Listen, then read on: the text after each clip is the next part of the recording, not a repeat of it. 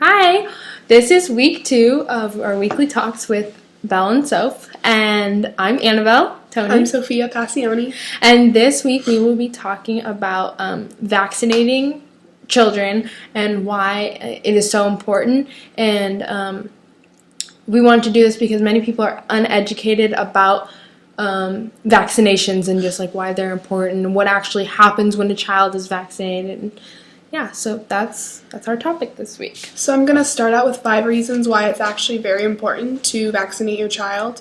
Because you always, as a parent, you want to do what's best for your child. So the first thing is that immunizations can save your child's life. And many people actually don't think that. Some people, like the flu shot might not be that bad, but there are other vaccinations that are extremely important that can save your child's life. Vaccinations are also very safe and effective, and sometimes there's side effects, but that's very rare. It's not common.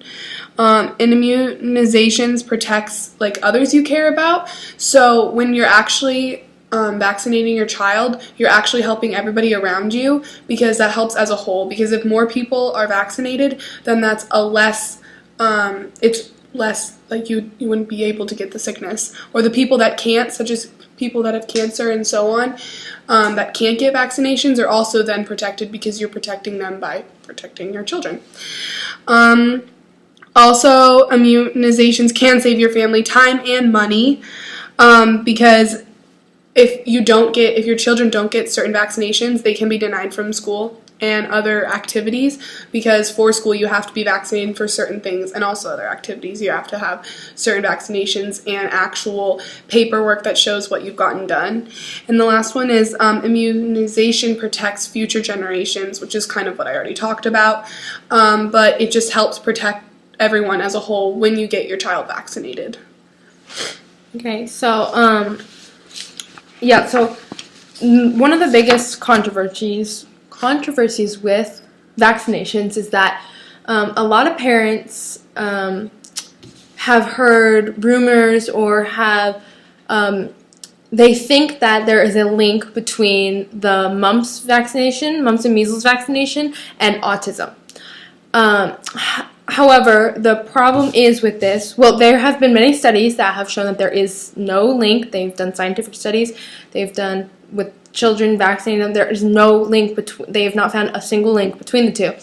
And the thing about autism is it can be found as early on as when the child is still in the womb. It can be detected. So since a child gets vaccines when they're so young, parents and caregivers, they start to notice that it's done so closely in time that they think that there's a link, because they start to see the symptoms of autism, and they may have just gotten their child vaccinated. So that's where the whole link comes into play, because children don't get autism symptoms until later on when they may be receiving the vaccine. But yeah, the ingredients in vaccines do not cause autism. There's just been tons of studies, and they have not found anything. And that's just one of the biggest controversies, and that's why because most parents are scared. Yeah, it's your child. You want to protect the child.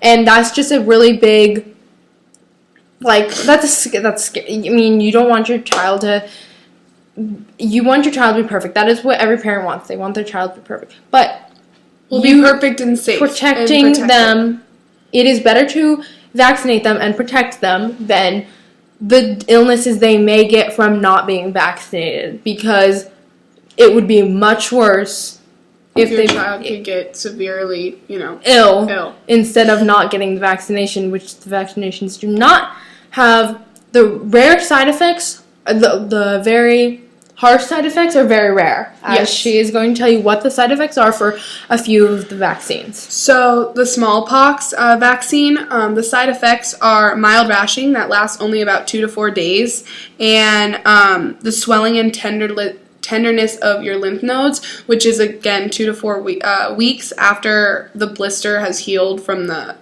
shot. Also, you can have a fever that's up to 100 degrees, and that's that happens 70% of children and 17% in adults.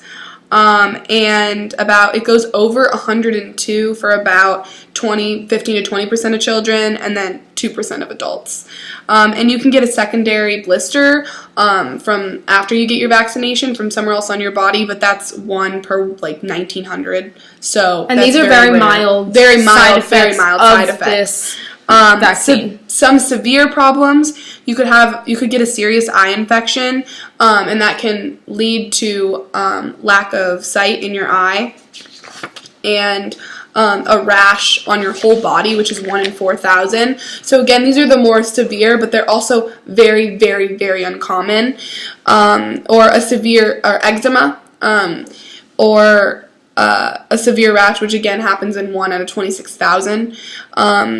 A severe brain reaction, but that is in 1 in 83,000. So again, a very severe condition, or severe effect, but it's very, rare. Very, very rare. Yeah. And also, you can have a very severe infection that happens on the wound or the vaccination site, but that's mostly people with weaker immune systems, and that happens in 1 per 667,000 people.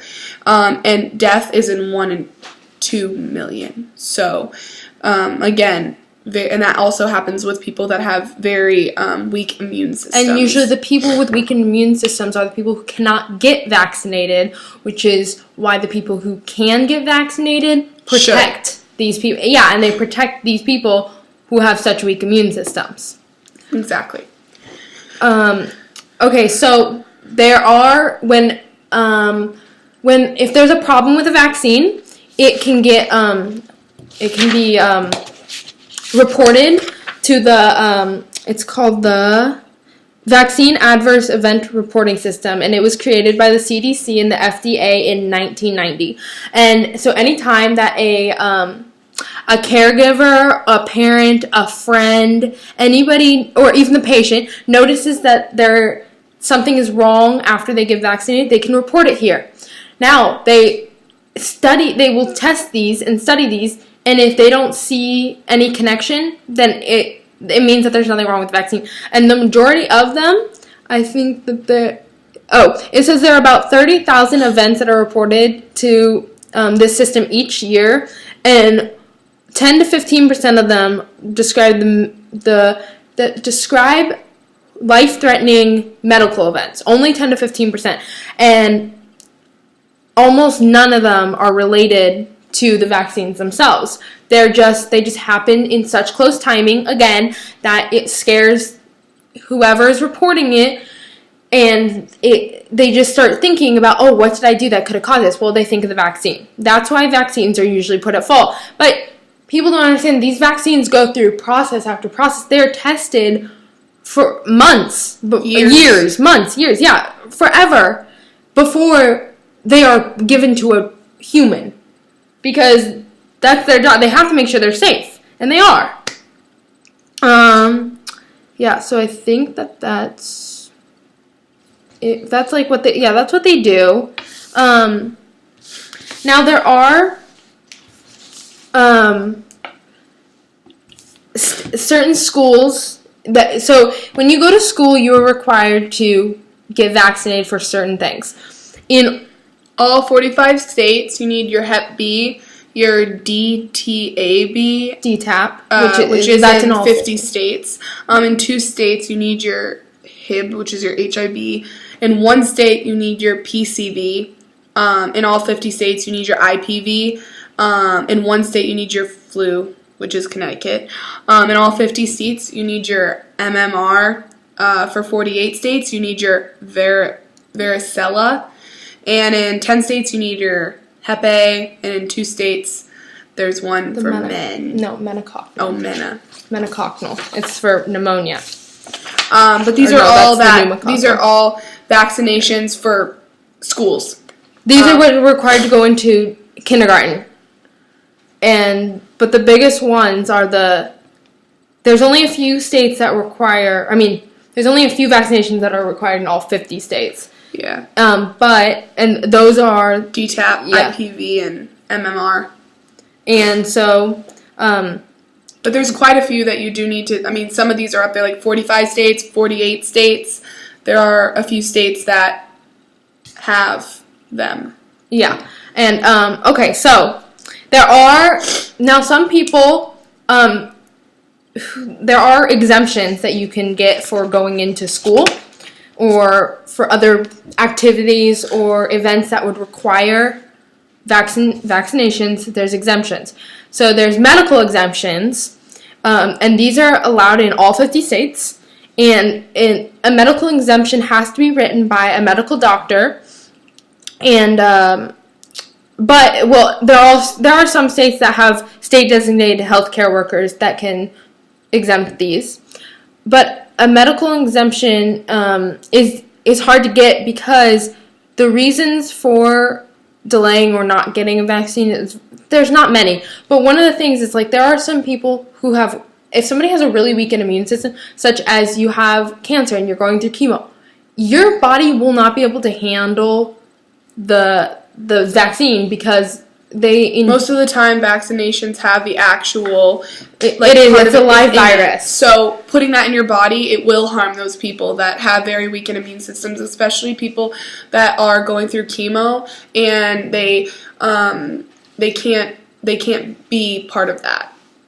It's just not able for them unless they want to get sick.